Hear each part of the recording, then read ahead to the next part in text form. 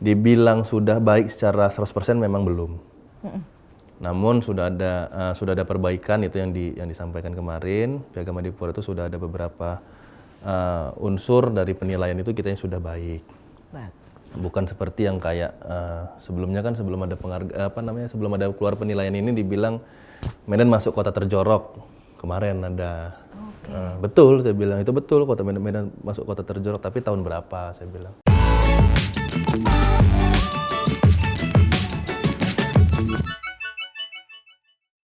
Hai sahabat kompas.com, kembali lagi bersama saya Monica Rosa di Nusaraya. Hari ini saya senang sekali nih karena secara eksklusif akan berbincang dengan salah satu kepala daerah dari kota terbesar nomor 4 di Indonesia.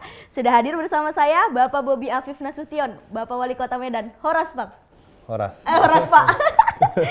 Bener ya? Udah Horas? Horas gitu? Betul. Horas, oke. Selamat datang Bapak di studio kompas.com. Ya. Jadi sahabat kompas.com, kenapa senang banget Pak? Karena susah banget dapat jadwal Bapak nih teman-teman sahabat kompas.com. Karena di Jakarta ininya. Kalau di Medan mudah gitu ya Pak Kalau di ya? Medan lebih fleksibel lah. Oke, siap Pak Bobi. Nah, Bapak sudah memasuki tahun ketiga untuk kepemimpinan Bapak di Kota Medan. Kira-kira di sana kondisi infrastruktur itu sudah seperti apa sih Pak? Dan kira-kira apa yang masih menjadi masalah di Kota Medan? Untuk persoalan tentu masih banyak ya, masih banyak persoalan di Kota Medan. Kalau salah satunya tadi ditanya infrastruktur, tentunya memang infrastruktur salah satu program prioritas pemerintah Kota Medan. Kita ada 5 program prioritas, itu nomor 2-nya itu adalah masalah infrastruktur. Masalah infrastruktur, hari ini kita memang, saya kasih info sedikit, itu Medan itu jalan kotanya, kita infrastruktur kita nanganin 3.000 lebih kilometer, itu jalan milik kota. Itu di luar jalan provinsi dan nasional yang ada di dalam Kota Medan. Untuk pembenahannya kemarin memang ketika saya awal masuk sebagai wali kota, kondisi jalan yang baik atau yang mantap itu di angka kisaran 80% lebih memang. Jadi masih ada PR kurang lebih 10-20% persoalan infrastruktur yang harus kita benahi, dan ini terus kita jalankan. Pertama sekali dari sistemnya dulu. Sistemnya kita, karena kita pengen kualitasnya baik, cepat juga pengerjaannya, dari sistem lelangnya hari ini kita ganti. Baik. Kita pakai e-katalog semua, itu pertama sekali. Jadi untuk pengaspalan, pembuatan pengasapan jalan itu kita pakai e-katalog biar cepat dan kualitasnya baik gitu. Dan transparansinya dan transparansi ya Pak ya? Itu pasti sudah terjamin lah kita bilang. Baik, untuk infrastruktur tadi sudah banyak sekali jalanan kota dan beberapa sudah diperbaiki gitu ya Pak di masa kepemimpinan Bapak 3 tahun. Terkait banjir Pak, saya nih mantengin banget nih Pak sosial media Pak Bobi nih, aktif banget, saya followersnya juga. Bapak tuh sering banget turun langsung untuk ke masyarakat gitu saat banjir gitu ya Pak. Dan memang banjir masih menjadi masalah di Kota Medan. Nah, itu apa Pak program khusus untuk kemudian mencarikan solusinya? Untuk masalah banjir kita lihat dulu Mbak. Banjir ini kita lihat tuh ada banjir luapan sungai, ya, ada banjir juga karena masalah drainase yang tidak baik. Nah, jadi tentunya penanganannya berbeda. Masalah drainase sama masalah sungai ini penanganannya sedikit berbeda tentunya. Kalau pertama untuk masalah luapan air sungai misalnya. Banjir luapan air sungai ini kita harus kolaborasi dengan pemerintah pusat. Kalau yang ada di daerah itu adalah balainya, balai sungai. Nah ini kami pemerintah Kota Medan hari ini terus kolaborasi, karena masalah sungai ini memang secara aturannya sebenarnya pengerjaannya itu ada di pemerintah pusat. Jadi secara pengerjaan dan secara penganggaran, nah ini kami pemerintah daerah nggak bisa, baik itu pemerintah kota ataupun provinsi memang tidak bisa, namun itu adanya di pemerintah pusat. Namun kita sebagai pemerintah daerah bisa melihat, juga bisa mengajukan lah kita bilangnya, warga kami di Medan ini yang terkena di wilayah A gitu. Nah tolong dong sungai yang alirannya melintasi atau mengenai dampak dari masyarakat kita di wilayah itu tolong dibenahi. Apakah sedimennya sudah tinggi atau memang ada pengurangan batas muka airnya karena memang ada penduduk kami juga yang masuk ke area sungai, ada juga. Nah ini paling PR-nya yang dari pemerintah daerah adalah masyarakat yang memang masih tinggal di situ. Ini kita beri edukasi, kita beri pemahaman dampak-dampaknya ketika mereka tinggal di situ itu. Kalau untuk yang drainase hari ini kita juga sudah benahi sistem drainase kita juga sudah kita coba lebih praktis lagi, lebih cepat pengerjaannya dari sisi pengerjaan dan dari sisi manfaatnya juga kita bisa ukur lebih baik lagi. Nah ini yang sedang kita kerjakan, namun ada beberapa yang memang yang harus kita terus buat. Salah satunya itu adalah kolam penampungan ya, karena namanya kota ya, pembangunannya harus terus kita lanjutkan. Baik itu tempat penduduk, masyarakat, pemukiman ataupun untuk sisi investasinya. Ya semakin banyak pembangunan ini bukan mau bilang ininya ya, bukan mau nyalain siapa-siapa. Semakin banyak pembangunan, tentunya area resapannya semakin berkurang. Itu pasti. Nggak mungkin semakin banyak bangunan semakin nggak banjir tuh enggak. Semakin banyak bangunan semakin banjir, potensi banjir ya. Seperti potensi banjir pasti ada. Nah kita tinggal ngelihat pemerintahnya bagaimana mengatasinya. Sebagai contoh-contoh saya selalu nyontohin ya, kita pemerintahan Kota Medan ini harus mana daerah yang lain yang baik harus bisa kita contoh. Di daerah lain, ibu kota provinsi lain kayak Palembang contohnya, setahu saya itu ada beberapa kolam retensi yang sudah existing miliki. Medan hari ini belum ada sampai dengan hari ini. Namun baru mau kita bangun, tahun kemarin sudah mulai kita benahi, sudah kita mulai plotting karena memang belum ada perencanaannya.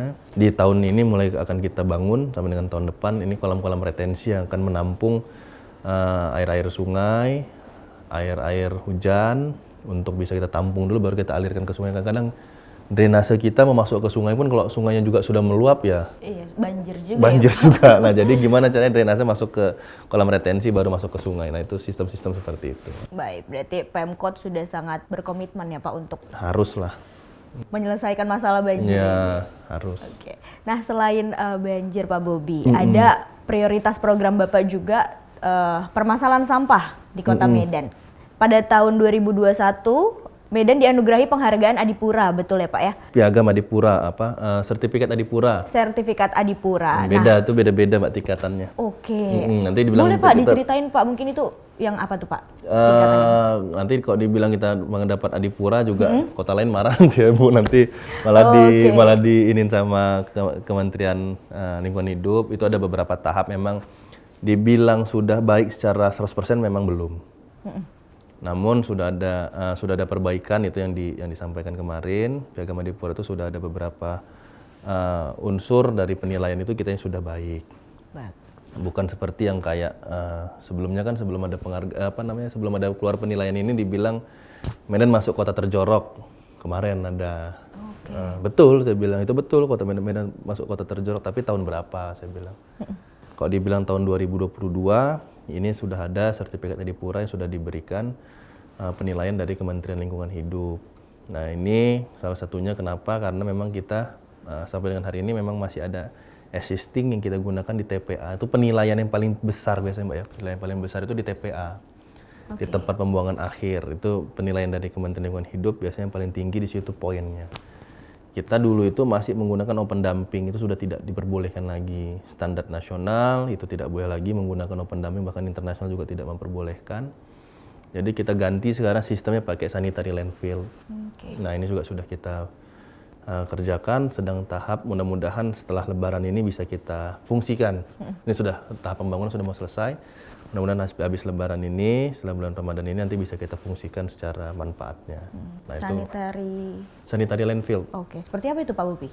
Kalau open dumping itu kan dibuang gitu aja Mbak ya, ya itu yang gunung-gunung sampah. Nah, ini dia seperti di strap di pemilihan kita ada di TPS. Nah, itu memang kalau masalah pemilahan ini saya bilang PR kita harus sampai ke tahap masyarakat yang paling memproduksi sampahnya ya, masyarakat kita. Tapi kalau sanitary landfill itu ya kita kita tutup sampahnya dengan sistem yang lebih baik lagi. Nah, nggak seperti main open dumping, main buang-buang gitu saja. Nah itu. Dan sekarang yang open dumping kita mudah-mudahan saya mohon doanya juga bagi masyarakat Medan yang nanti mungkin yang nonton, yang menyaksikan. Nah ini kita lagi usaha terus untuk bisa kerjasama kolaborasi dengan Belanda. Kemarin sudah datang Bapak Dubes, Duta Besar Belanda. Mudah-mudahan ini bisa kita kerjakan nanti untuk mengambil, karena tumpukan sampah itu yang paling bahaya adalah gas metannya. Itu nanti akan kita keluarkan dulu, nanti bisa kita kerjasamakan dengan Belanda untuk tahapan selanjutnya. Nah, nanti ini ada beberapa terobosan lah ya, nanti saya bocorkan kalau sudah deal, betul-betul deal baru saya bocorkan ini. Belum boleh dibocorin di sini sama karena belum deal betul, jadi saya nggak mau bocorin, nanti dibilang janji-janji aja nanti. Itu. Oke Pak, semoga ya Pak ya, apa yang diharapkan segera terrealisasi. Amin. Oke, itu terkait sampah Pak. Bapak juga fokus terhadap transformasi digital.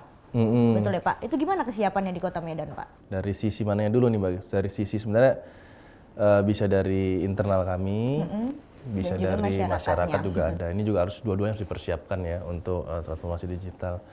Dari sisi kami tentunya pemerintah berbasis elektronik ini juga harus, ya berbasis digital ini harus terus kita kembangkan. Bagaimana pelayanan-pelayanan kita yang hari ini harus sudah bisa mengarah ke digitalisasi, apalagi selama masa COVID kemarin ya. Kita harus bisa ambil sisi positifnya lah, saya selalu sampaikan seperti itu dari COVID kemarin, yang biasanya kita hanya konvensional, melayani secara konvensional, hari ini kita sudah bisa belajar dari masa COVID, nggak boleh tatap muka, tapi pelayanan harus tetap jalan. Nah, PR-nya gimana? Solusi salah satunya adalah dengan digitalisasi. Pelayanan-pelayanan digital itu harus bisa kita berikan, mulai dari pelayanan kebutuhan dasarnya, habis itu juga pelayanan investasi misalnya. Nah, ini harus bisa kita terus genjot. Namun selain itu, setelah kita buat sistem digital seperti itu, tentunya edukasi ke masyarakatnya juga yang paling penting. Jangan sistem kita sudah bagus, digitalisasi kita sudah bagus, taunya masyarakat nggak ngerti cara menggunakannya. Justru nanti balik lagi malah cara konvensional lagi. Nah, itu. Jadi ada dua yang dilakukan oleh Pemkot ya Pak? Harus dari dua sisi bisa ini. Oke, luar biasa. Berarti untuk sekarang kondisi masyarakat sudah sedang pada tahap diedukasi atau? Kalau untuk menggunakan digitalisasi saya rasa ya, ini ibu kota provinsi, untuk jaringan saja saya rasa nggak ada di Kota Medan itu yang nggak dapat jaringan, itu pertama. Untuk penggunaannya sudah sangat baik, sudah sangat tinggi, cuman pemanfaatannya untuk apa? Nah, ini saja. Bisa untuk pemanfaatannya ya, baik itu untuk kegiatan ekonomi, dia juga bisa melakukan kebutuhannya, misalnya apa yang dibutuhkan untuk kebutuhan dasarnya, surat menyurat dan segala macam, misalnya kebutuhan-kebutuhan yang dari pemerintah yang disiapin pemerintah, ini juga dia harus bisa memahami, itu sudah ada di handphone ataupun di gadget mereka masing-masing itu. Terkait tadi Bapak sudah misalnya kayak mau cari kerja, misalnya gitu, kadang orang-orang nanya, bisa nggak Pak rebahan aja berpenghasilan kan gitu. Kaum rebahan yang bisa ini ya bisa, kita bilang kalau misalnya digunakan media sosialnya untuk kegiatan ekonomi atau dengan rebahan, sekarang dia sudah mulai bisa nge-apply masuk kerja. Sekarang itu sudah bisa. Dipermudah ya Pak ya, dengan kita ada aplikasinya. Kita sudah ada aplikasinya untuk misalnya ya tadi di rumah aja mau rebah-rebahan sambil ngupload datanya untuk daftar kerja ke tempat kerja yang mana, itu sudah bisa ada. Ada aplikasinya Pak dari... gitu. Tapi khusus warga Medan. Oh, saya nggak bisa berarti? Nggak bisa. Begitu login diminta KTP, nick-nya. Nick dari begitu Medan nick-nya, baru bisa masuk gitu nick ya? Medan dia masuk aplikasinya. Kalau enggak, kita nggak bisa itu masuk. Itu untuk mencari pekerjaan Pak? Mencari pekerjaan. Bisa mencari, kalau misalnya keahliannya belum ada, tapi di situ ada beberapa lowongan yang dicari, dia bisa ngikutin pelatihan di situ. Secara gratis atau? Secara gratis dari pemerintah, dari Dinas Ketenagakerjaan kami itu. Luar biasa Pak programnya. Nah, tadi udah disinggung sedikit juga kalau misalkan digitalisasi harapannya untuk ekonomi juga ya Pak. UMKM di sana sudah ada digitalisasi Pak atau gimana? UMKM saya rasa sudah ya, tinggal tahapan-tahapannya saja. Mau digitalisasi yang arah kemana, para pelaku UMKM kemarin, di awal tahun kemarin, di bulan 2 kemarin, beberapa produk UMKM kami mulai ekspor, mulai ada beberapa pelaku UMKM kami yang coba menembus pasar internasional, pasar global. Saya tanya dari mereka kemarin, ini kalian dapat marketnya, ada yang ke Belanda, ada yang ke Australia. Saya bilang, kalian dapat market dari mana? Saya bilang, tahu dari mana gitu ya?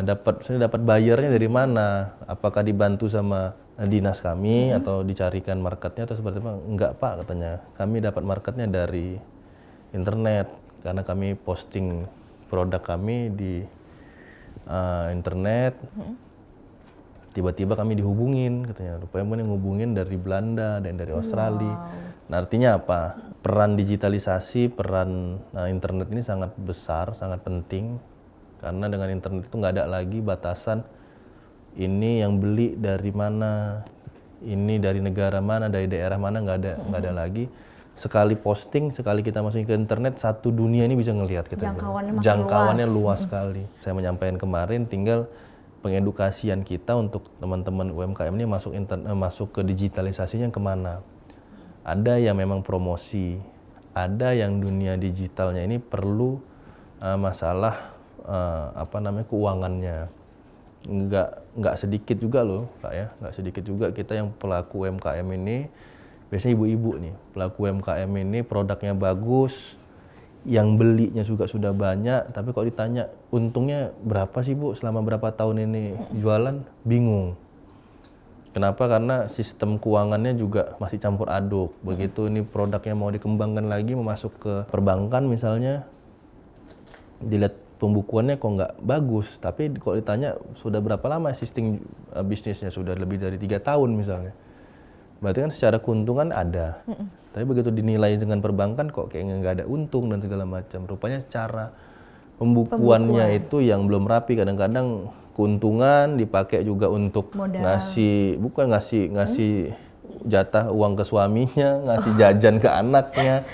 Itu juga untuk modal usaha, itu juga untuk keuntungan usaha, di situ semua campur aduk. Dan tidak tercatat. Dan itu kan nggak boleh sebenarnya. Nah, ada juga yang dunia digital yang harus mengarah ke situ. Masalah pembukuan, keuangan, bagaimana hari ini kita bisa, ya kita simpel kita bilang kalau sehari ini kita pakai uang elektronik, itu salah satu membantu pembukuan secara otomatis. Ada banyak persoalan, jadi kita jangan samaratakan, oh ini digitalisasi sama rata semua, pelaku UMKM tuh kebutuhannya sama semua, enggak. Tapi yang kalau ditanya yang kami lakukan hari ini, pemerintah Kota Medan lakukan hari ini, selama masa COVID kemarin, kita ngajak masyarakat kita itu, kesulitannya apa sih selama masa COVID kemarin? Tentunya masalah konsumen, masalah bayarnya nggak ada. Karena orang pertama nggak bisa keluar rumah, setelah itu tentunya pendapatannya juga banyak yang berkurang. Jadi kita ngajak kemarin para pelaku UMKM kita untuk daftar ke e-katalog kami. Jadi biar kami Pemko Medan ya, anggaran kami menjadi konsumen kalian. Jadi daftarkan ke e-katalog. Ada yang belum ngerti kan e-katalog itu pakai digitalisasi juga. Nanti kita beli dari pemerintah, nanti beli dari mereka itu.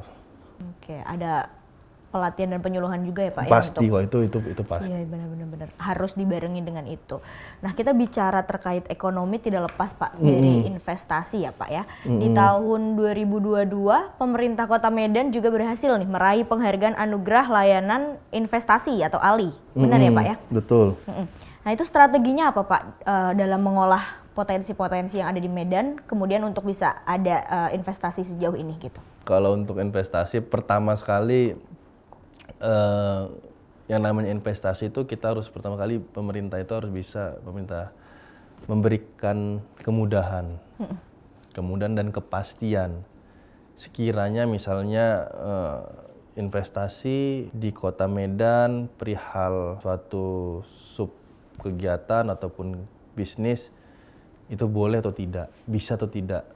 Nah, itu harus kita pastikan. Kalau memang bisa kita bilang bisa, kalau tidak kita bilang tidak. Itu pertama sekali yang perlu kita berikan kepada para investor. Contoh misalnya mereka mau investasi, mereka punya lahan, punya land, dan land itu akan dibangun misalnya industri ataupun pabrik. Ini masalah-masalah klasik sebenarnya. Kira-kira di daerah itu bisa nggak sih dibangun industri? Jangan rupanya secara ketentuan tidak boleh, tapi seolah kita bilang boleh, jadi dia sudah perencanaan sudah ada, desainnya sudah ada, misalnya mereka sudah keluar uang di situ, sudah keluar modal di situ, tiba-tiba oh nggak bisa. Jadi perizinannya juga harus jelas Jadi diinformasikan. ya penginformasiannya kira-kira itu dulu potensi kita yang ada di Kota Medan itu apa saja. Kepastian kita seperti apa. Jangan nanti hal yang nggak boleh dibangun di situ kita perbolehkan tapi menyalahi aturan. Masih ada loh Mbak ya. Saya kasih bocoran sedikit, masih ada hari ini di Kota Medan. Ini bangunannya tinggi besar. Hari ini masih beroperasi. Oke. Tapi izinnya nggak ada. Waduh, masih ada nih Pak. Masih ada. Gedungnya besar, tinggi, bertingkat-tingkat. Habis itu dilihat jangan kan dari dekat, dari jauh aja kelihatan gedung ini, tapi IMB-nya nggak ada. Masih ada di Medan. Kalau ditanya kenapa nggak ditertibkan, sudah pernah saya tertibkan, sudah pernah kita tertibkan, namun ini menjadi PR betul-betul yang harus kita selesaikan. Saya rasa juga harus saya selesaikan. Bagaimana ini juga menyangkut salah satu investasi di Kota Medan, karena nanti tanya lo itu bisa, kok kami nggak bisa. Hal seperti itu. Yang pasti kepastian dan kemudahan itu dulu saya rasa. Masalah yang potensi dan yang lain itu harus bisa kita, itu tahapan lanjutan dari bisa fasilitas daerah berikan. Apa potensi di daerah ini, bagaimana market di daerah ini harus bisa kita sajikan. Karena kami penduduknya 2.500.000, ini sudah salah satu potensi bagi para investor dengan jumlah penduduk yang besar. Tentunya banyak produk yang bisa ditawarkan ke masyarakat kami. Jadi potensi sebenarnya sudah ada, tinggal perizinan mungkin dipermudah juga ya Pak untuk investor ya Pak ya, untuk bisa berinvestasi di Kota Medan. Oke, kita beralih Pak ke pariwisata. Bapak 2023 sudah menetapkan 33 cagar budaya ya Pak, terkait heritage, itu kan memang menjadi prioritas program Bapak. Nah itu gimana Pak mengelola potensi yang ada ini dari benda, bangunan, situs, kawasan, dan struktur yang ada di Kota Medan? Ya, kalau untuk ditanya pengelolaannya, sebenarnya nggak bisa diserahkan 100% ke pemerintah. Karena itu cagar budaya yang kita tetapkan itu belum tentu semuanya itu milik pemerintah. Ada yang milik swasta, ada yang milik pribadi, ada yang juga milik kelompok-kelompok misalnya atau organisasi misalnya seperti itu. Ada. Nah, tinggal bagaimana mengisi di dalamnya, karena pariwisata itu heritage itu selain memang bangunannya, fisiknya, tapi di dalamnya juga ada ceritanya yang bisa dijadikan pariwisata. Nah, ini yang sebenarnya yang perlu benar-benar sama-sama pemerintah daerah, pemerintah Kota Medan khususnya ini dengan kelompok-kelompok tersebut ini bisa menyatukan satu visi misinya. Kira-kira kalau emang support dari pemerintah daerah dari sisi fisiknya, kira-kira dari kalian harus dari sisi non fisiknya, dari sisi kegiatannya, dari sisi programnya. Ini yang harus sama-sama, karena kalau misalnya tidak diisi dengan kegiatan-kegiatan seperti itu, program non fisik, saya rasa sebagus apapun fisiknya itu juga tidak akan bisa mendatangkan pariwisata ya, menurut saya itu. Berarti kuncinya ada kolaborasi ya Pak? Ada kolaborasi. Melibatkan masyarakat langsung juga ya Pak ya? Harus lah itu. Jadi bukan PR-nya pemerintah kota saja gitu ya Pak, memang masyarakat, ini menjadi tanggung jawab masyarakat juga nih untuk menarik wisatawan mau hadir ke Kota Medan gitu ya Pak, dari heritage yang ada tadi semua. Mungkin terakhir Pak, harapan Bapak untuk Kota Medan dan mungkin pesan untuk khususnya masyarakat Kota Medan, silakan. Keinginan kami pemerintah Kota Medan tentunya sebaik-baiknya, saya selalu menyampaikan seperti ini ke teman-teman, sebaik-baiknya kebijakan yang kita buat, sebaik-baiknya program yang kita buat itu bisa dinilai dari partisipasi masyarakatnya. Semakin banyak partisipasi masyarakat mengikuti kegiatan yang kita buat, program yang kita buat, kebijakan yang kita buat, ini juga akan semakin baik. Kebijakan yang kita buat ini yang kita tunggu adalah partisipasi dari masyarakat. Jadi intinya adalah kolaborasi antara pemerintah, daerah, dan masyarakatnya ini sangat menjadi tulang punggung dari sebuah kebijakan yang dikeluarkan, sebuah program yang dijalankan bisa berhasil atau tidak. Jadi kebersamaan dengan masyarakat ini yang sangat diperlukan. Baik, semoga Kota Medan semakin maju Pak Bobi. Amin. Mauliate sudah, benar ya Pak? Mauliate sudah memberikan waktunya dan berkenan hadir dan berbincang di studio kompas.com. Oke. Terima kasih Pak Bobi. Terima kasih. Terima kasih sahabat Kompas.com sudah menyaksikan video ini sampai akhir. Jangan lupa dinyalakan notifikasinya, di like, comment, subscribe, dan di share video ini. Saya Monica Rosa pamit undur diri. Salam Nusaraya, semangat Bhinneka Indonesia Raya. Sampai jumpa.